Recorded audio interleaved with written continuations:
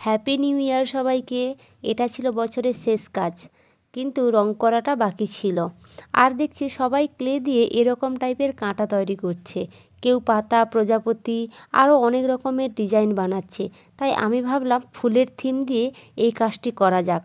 প্রথমে ক্লেকে ভালো করে মাখিয়ে লম্বা করে এরকম সমান সমান কেটে নিচ্ছি। এরকম কাটলে প্রত্যেকটা পাপড়ি সমান হয়। আর ফুলটা বসানোর জন্য একটা বেস তৈরি করে নিচ্ছি।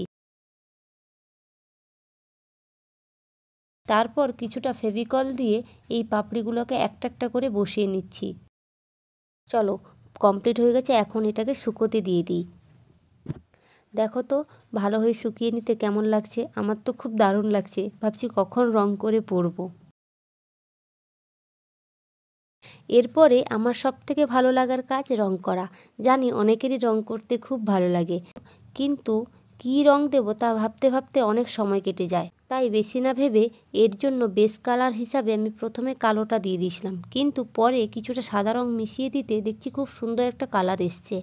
আর কাঁটাটাকে কাঠের মতো রং করে দিলাম। আর ফুলটাকে গোলাপি আর সামান্য লাল রং মিশিয়ে রং করে নিচ্ছি। খুব সুন্দর একটা কালার এসছে, দেখো তো কেমন লাগছে। দেখা হচ্ছে পরের ভিডিওতে। Thank you.